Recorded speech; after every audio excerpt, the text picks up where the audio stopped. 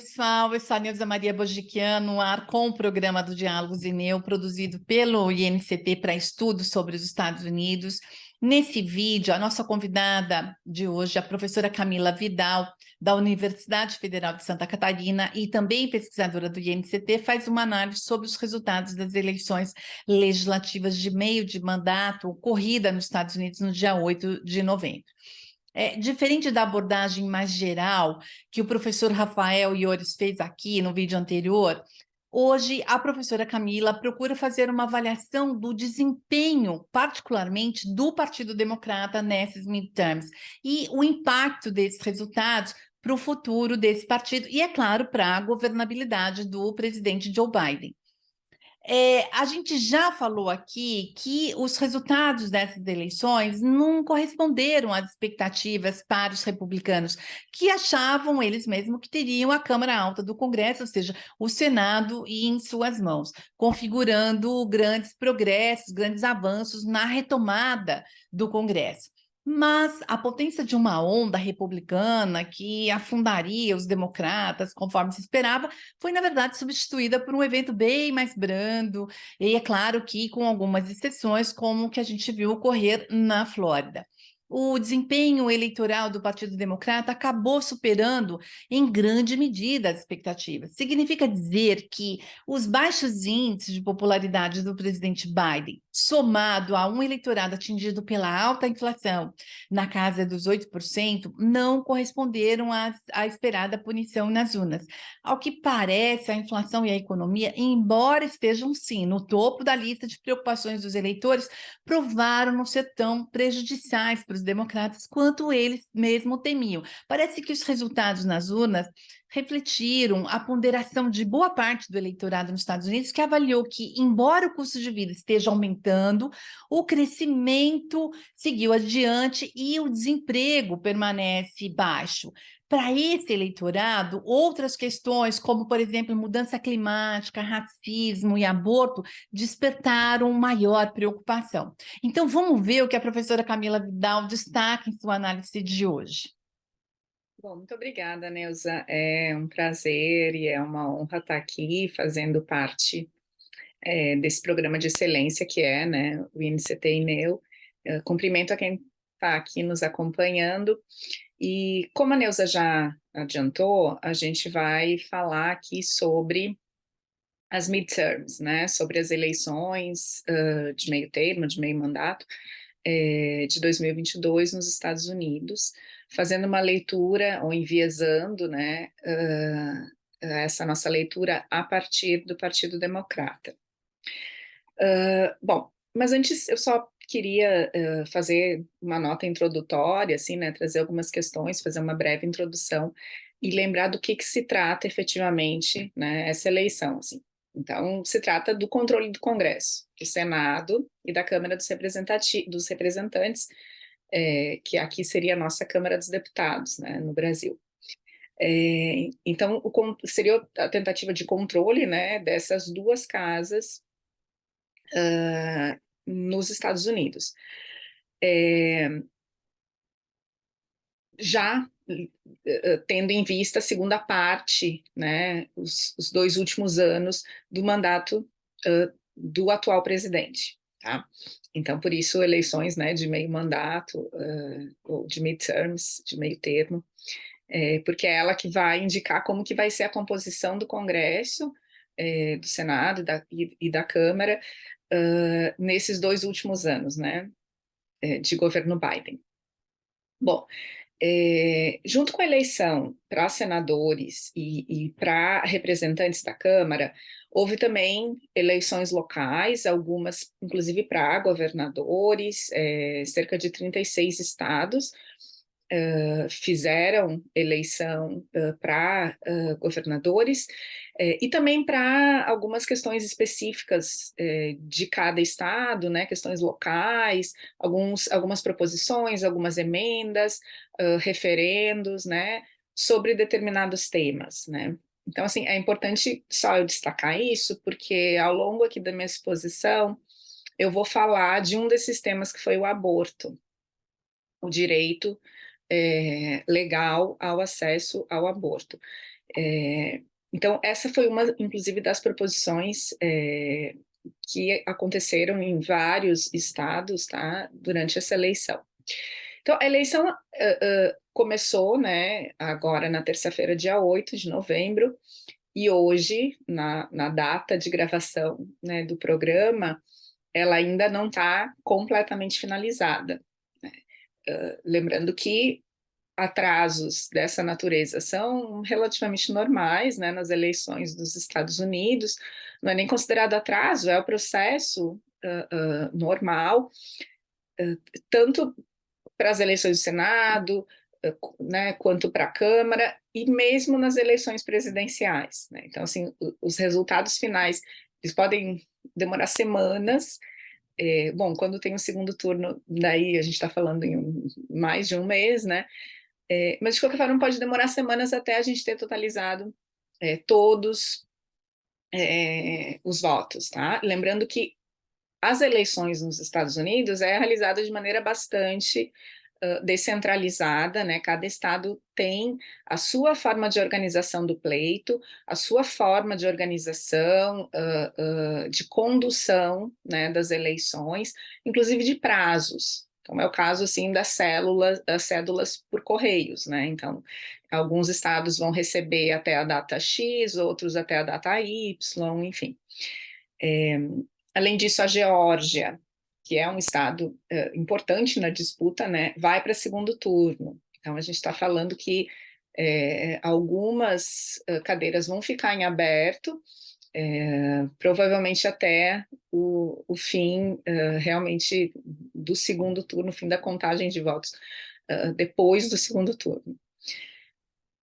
Para essa eleição de midterms, né, são eleitos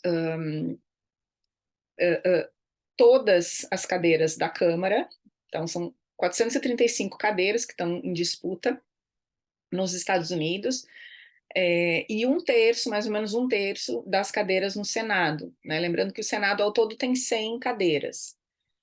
Aqui, nessa eleição de 2022, essas midterms, estão sendo eleitas 34 cadeiras, 34 senadores, tá? E até, assim, momentos antes do dia 8 de novembro, né, das eleições iniciarem e serem contabilizados os votos, se projetava, né, uma vitória, assim, bastante ampla para os republicanos, tá? Isso, assim, era divulgado na mídia impressa, na mídia televisiva, por uma série de fatores. Bom, primeiro porque tradicionalmente nos Estados Unidos o partido da oposição, então o partido que não está governando, que não está na Casa Branca, ele leva as duas casas nessas eleições de meio termo, de meio do mandato. Então, bom, seria essa a expectativa já dado toda a tradição histórica que né, nos mostra como que isso se deu nas eleições passadas. Além disso, um segundo ponto é que o governo Biden, ele está sendo mal avaliado para mais da metade da população, cerca de 60% da população dos Estados Unidos considera que o governo não está indo para um bom caminho e é mal avaliado. E um terceiro ponto é um aumento no número de eleitores, né, preocupados com a inflação que vem ocorrendo nos Estados Unidos, chegando a 9%, agora está em 8,7%, se eu não me engano. De qualquer forma, é o maior índice em cerca de 40 anos que a gente está falando, tá? Então, é óbvio que essa preocupação iria contar contra o Partido Democrata e a favor do Partido Republicano. Então, assim, inclusive um pouco antes das eleições, a preocupação com a questão da inflação, né, era prioritário para quase 50% da população estadunidense, cerca de 46%.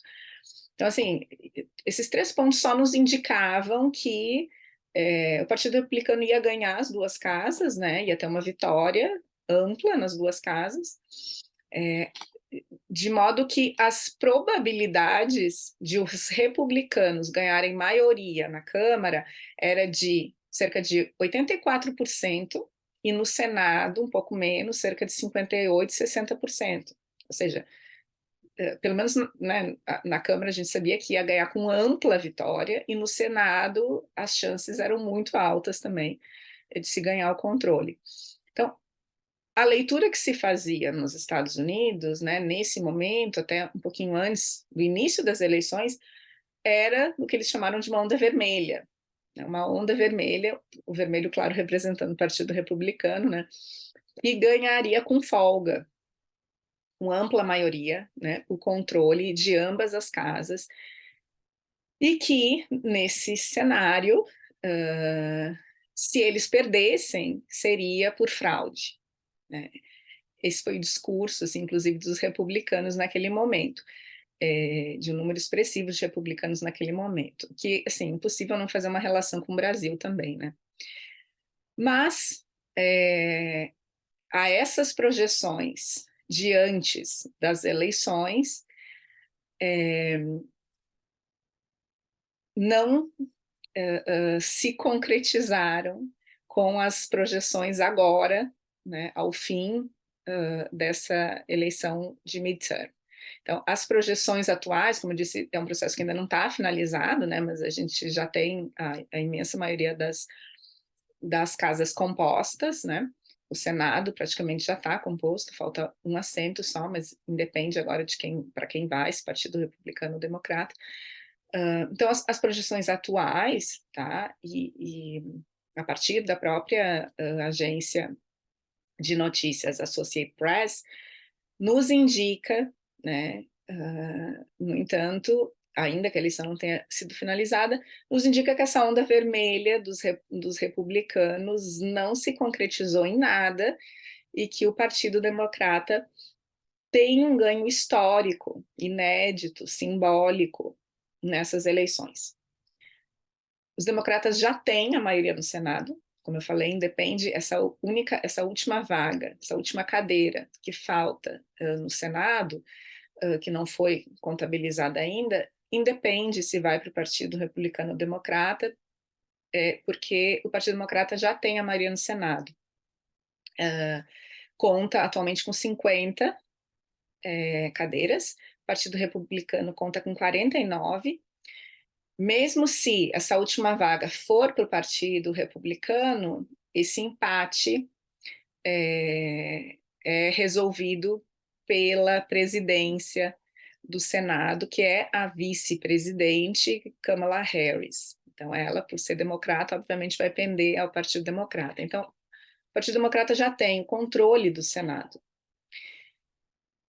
E ainda que na Câmara não tenha todos os assentos definidos, ali ainda faltam cerca de 19 cadeiras a serem definidas, o Partido Democrata está perdendo, mas o número de cadeiras perdidas é muito inferior ao que tradicionalmente se perde e ao que era esperado.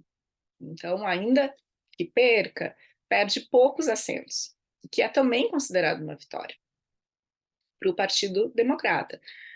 E uma grande derrota para os republicanos, que projetavam, junto com praticamente toda a mídia e pesquisas também, né, que projetavam essa onda vermelha.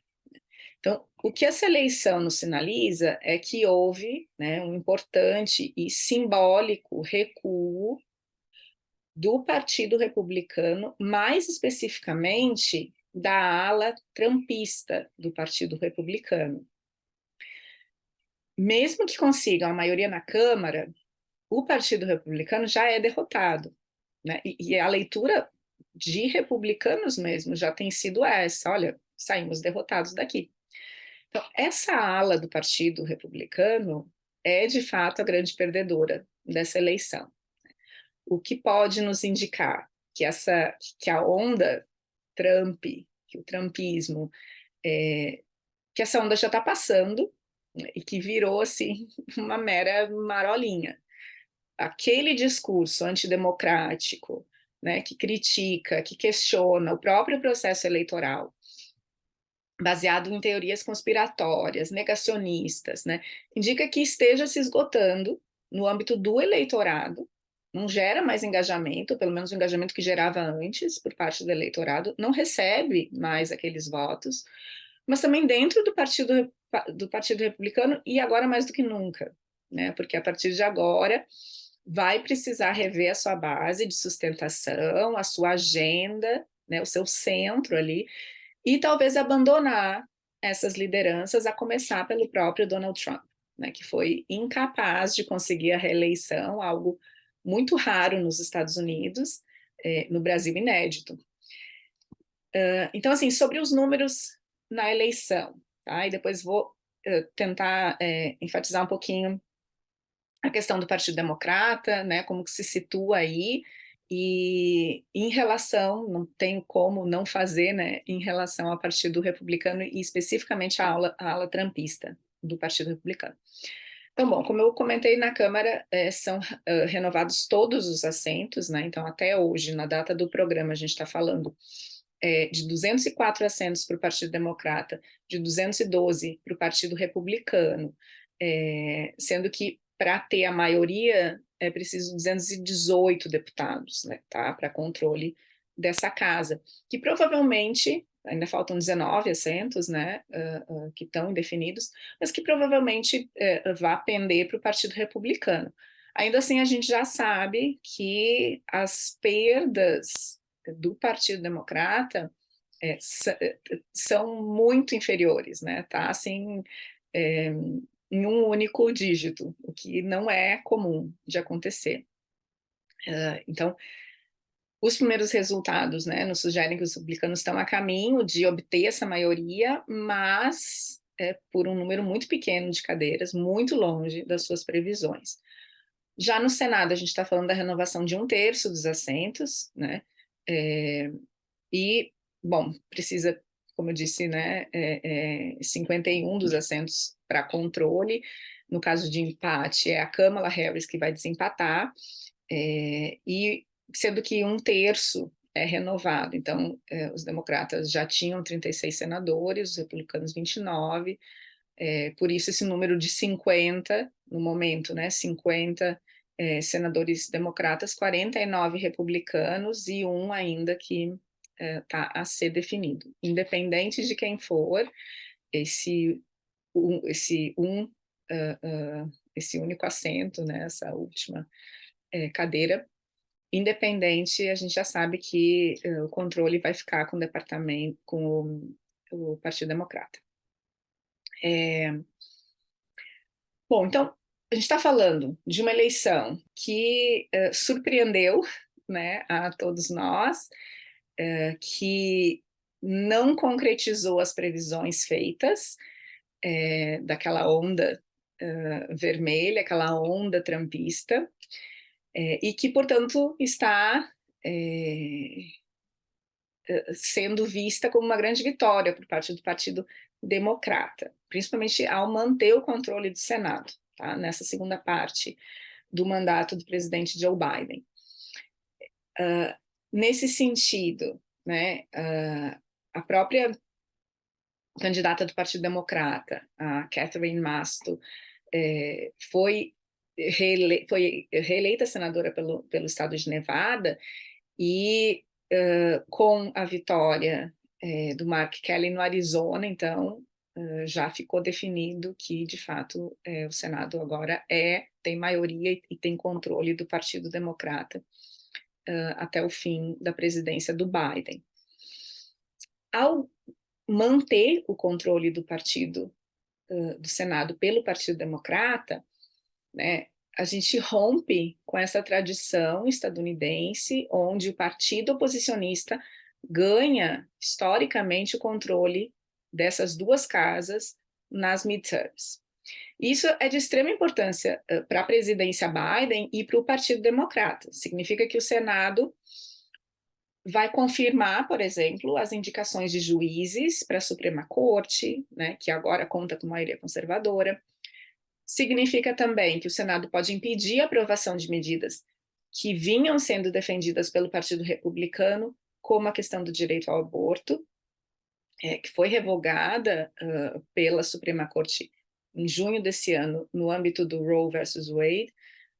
O próprio Biden expressou, né, que com essa vitória no Senado, uma barreira estava sendo imposta pela sociedade, né, a partir das eleições, para que, se não a reversão, pelo menos o impedimento de uma proibição a nível nacional do direito ao acesso, né, ao aborto. Então, significa que um Senado democrata pode, e provavelmente vai, impedir a aprovação e encaminhamento legal de medidas dessa natureza que passarem pela Câmara. Tá?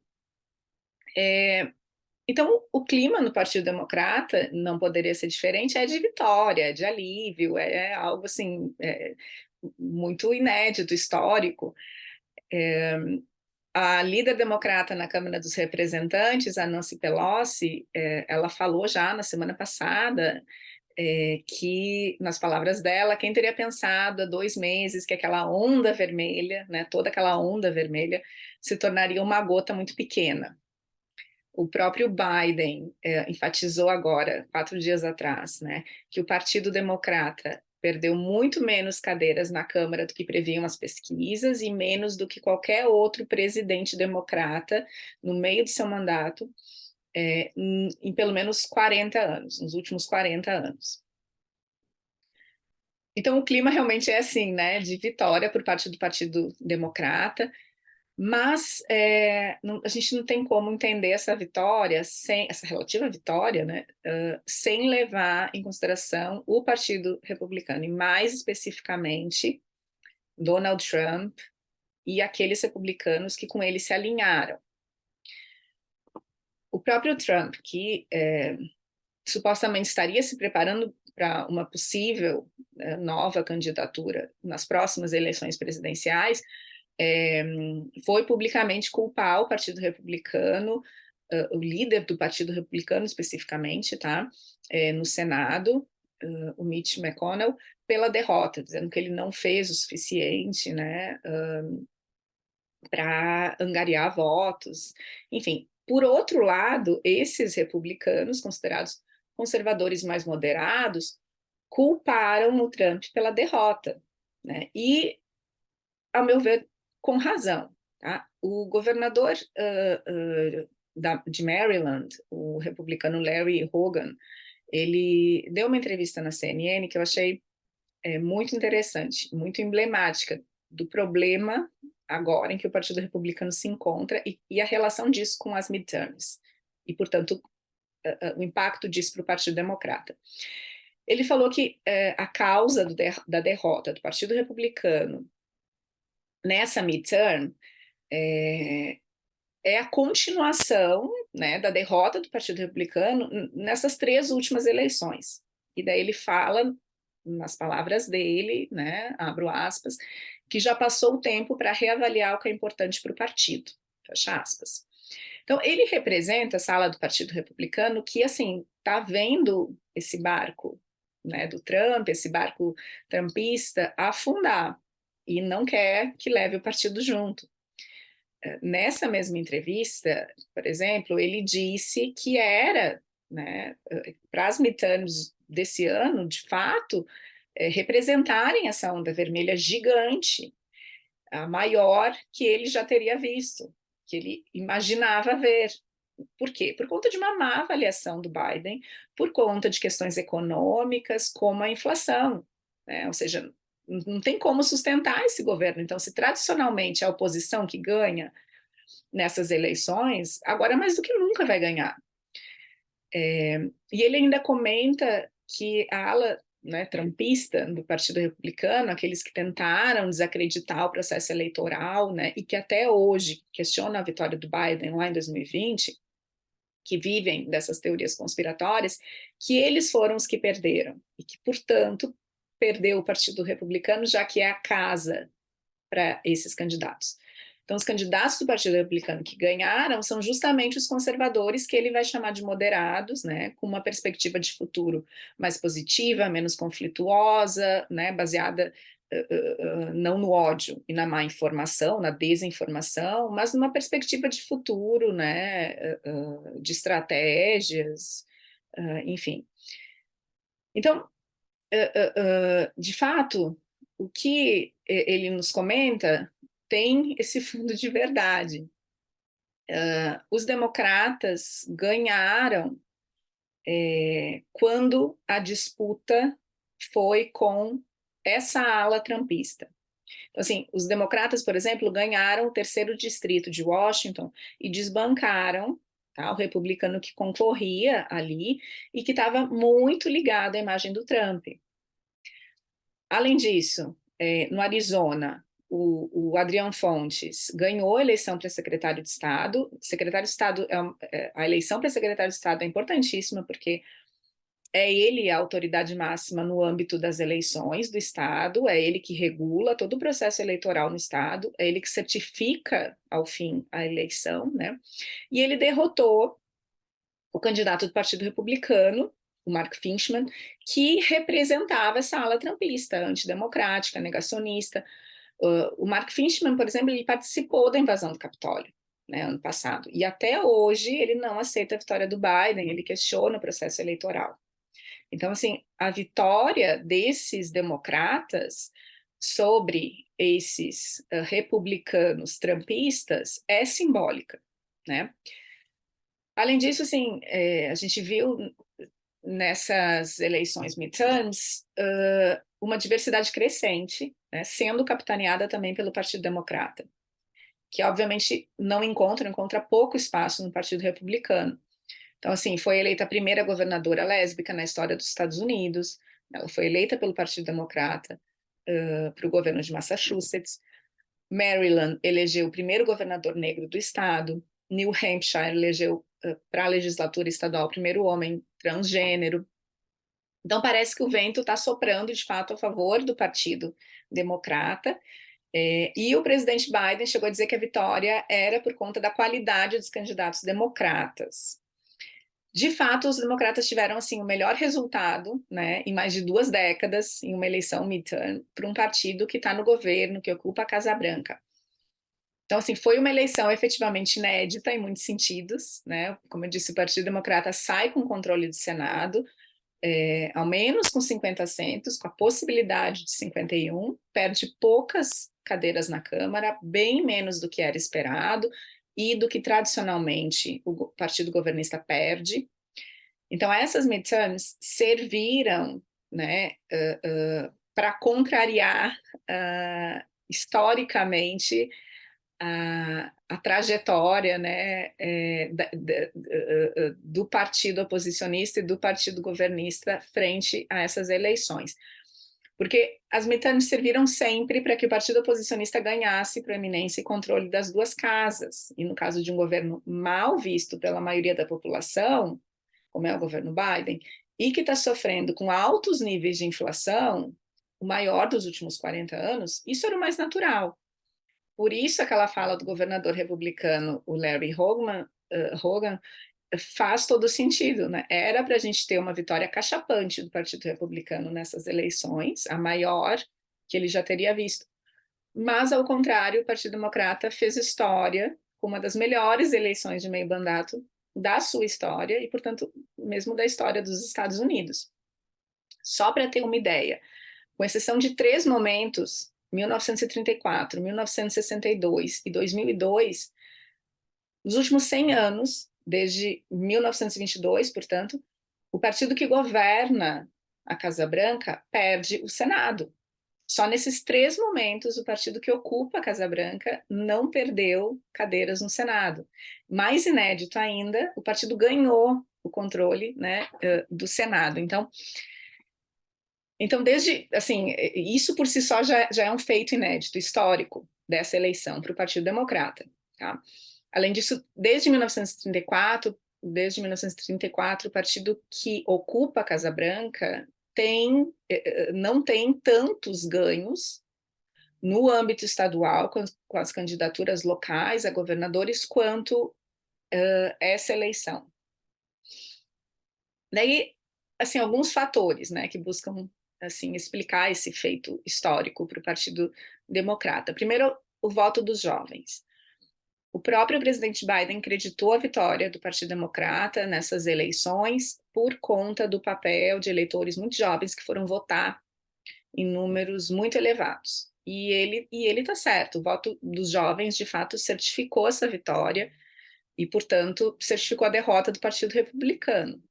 Né? Os candidatos democratas para a Câmara contabilizaram cerca de 13 pontos acima dos republicanos para votantes com menos de 45 anos, votantes com menos de 30 anos, a chamada geração Z, votaram majoritariamente no Partido Democrata. Nessa eleição, o Partido Democrata se caracterizou como o partido que mais recebeu voto de jovens, se comparando com as eleições passadas. Um segundo ponto, a preocupação com a questão do aborto. Um número expressivo de eleitores percebe o papel da Suprema Corte revogando o Roe versus Wade como extremo e associa esse extremismo ao Donald Trump e, portanto, ao Partido Republicano. Cerca de 60% dos eleitores consideram que direito ao aborto deve ser legalizado na maioria dos casos. E esse eleitorado, por óbvio, vai votar no Partido Democrata. E, por fim, a terceira causa, a terceira explicação, que para mim é a mais importante, de fato, dessa virada histórica do Partido Democrata, é a rejeição por parte do eleitorado ao Partido Republicano, mais especificamente a essa ala trumpista, a candidatos e agendas. O que explica o ganho no Senado e o pouco número de cadeiras perdidas na Câmara pelo Partido Democrata, se o índice de aprovação de Biden beira ali os 40%. Né? Lembrando que nenhum daqueles 3 presidentes que ocupava a Casa Branca, quando tiveram resultados similares a essa eleição, tinham menos 60% de aprovação. Então, assim, a vitória do Partido Democrata é menos um atestado de aprovação da atual gestão, tá? Da atual gestão Biden, e mais uma recusa, de fato, em endossar um partido republicano que está bastante dividido e com candidatos com agendas ainda muito atreladas ao Trump. Então, assim, em um sistema bipartidário, a recusa de se votar num candidato atrelado a um partido, né, pelo menos uma importante parte dele, e a teorias conspiratórias, né, negacionistas, antidemocráticas, para a gente ter uma ideia, um número expressivo desses candidatos republicanos até hoje, né, questionam os resultados da eleição de 2020 que elegeu o Biden. Então, assim, a recusa de se votar nesse tipo de candidato significa o apoio, por óbvio, né, ao partido opositor, no caso, o Partido Democrata. Então, assim, inclusive, se a gente for pegar algumas pesquisas que foram conduzidas pela CNN, nos swing states, por exemplo, os candidatos republicanos que questionaram a eleição de 2020 perderam, em sua maioria. Então, eu não diria que a eleição foi um feito histórico para o Partido Democrata, porque representaria a aprovação dessa gestão e do partido. O voto não foi efetivamente, assim, necessariamente a favor do Partido Democrata em si, mas foi um voto contra o Partido Republicano, né, e mais especificamente contra candidatos e agendas atrelados ao trumpismo. Então, os democratas e o governo Biden fizeram algo que é o seguinte: eles fizeram uma eleição de midterm que colocava esses 2 partidos. Então, foi uma eleição entre 2 partidos, não foi uma eleição assim para referendar a gestão nesses primeiros 2 anos do governo Biden. E agora, assim, me encaminhando já para o fim, né, a minha reflexão, assim, final, eu diria que a preocupação é que essa eleição seja lida como resultado de aprovação do governo Biden pelos eleitores e, portanto, assim, endossando, né, uma agenda de manutenção do status quo e de reeleição mesmo do Biden sobre as mesmas bases. assim, a gente precisa lembrar que o país continua dividido, né? Ao mesmo tempo que se tem grandes maiorias votando a nível estadual para manter a manutenção de direitos constitucionais ao aborto, como na Califórnia, por exemplo, com 66%, a gente tem também maiorias votando a favor de emendas que garantem o porte de armas. No caso de Iowa, também com cerca de 65%, 66%. Mas, ainda que dividido, né, esse eleitorado busca se assentar em bases mais sólidas, mais democráticas, né, portanto, rejeitando essa ala mais extremista ligada a Donald Trump do Partido Republicano. Mas, assim, isso não quer dizer que o Partido Democrata está bem, que ele está bem avaliado. Ele não está bem, ele não foi aprovado, ele não foi referendado pela população pelo seu bom desempenho. Assim, basta ver o índice de aprovação do governo Biden. E basta ver alguns dados dessa eleição que são importantes para testar isso. Por exemplo, os democratas em 2022 perderam apoio entre as mulheres, se comparados com as midterms de 2018.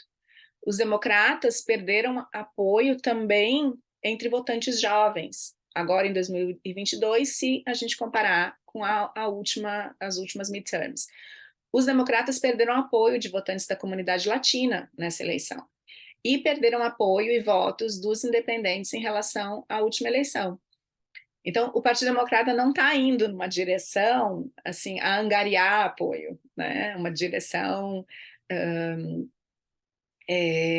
que vá consolidá-lo, pelo contrário.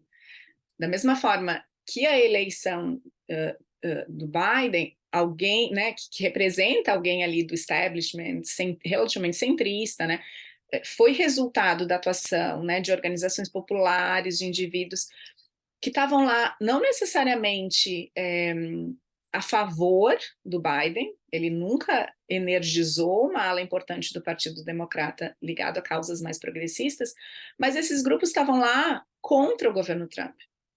Então, assim, da mesma forma, essas eleições de meio mandato, não me parece uma aprovação do governo Biden, mas uma rejeição de candidatos e agendas ligadas a Donald Trump e, portanto, ao Partido Republicano. Então, assim, que essa eleição não seja uma ilusão de ótica, né, nos apontando uma vitória do Partido Democrata, mas é muito mais uma derrota do Partido Republicano atrelado ao Trump do que efetivamente uma vitória do Partido Democrata. Então, assim, toda aquela mobilização feita em 2020 por grupos e organizações sociais, todo o desempenho dos jovens, né, nas mobilizações a favor do Partido Democrata em 2020, precisam se encontrar de novo fortes o suficiente se o Partido Democrata quiser permanecer na Casa Branca. Então, assim, são essas as minhas reflexões e fico à disposição, né, eu os agradeço mais uma vez o convite e a oportunidade. Bem, pessoal, com isso nós ficamos por aqui. Esperamos que vocês tenham gostado desse vídeo e sigam acompanhando o nosso programa sobre políticas doméstica e internacional dos Estados Unidos aqui no canal do INCT no YouTube. E se você ainda não se inscreveu no canal, então inscreva-se, porque toda semana a gente tem conteúdo novo aqui e assim você será notificado. Então, obrigada e até a próxima apresentação.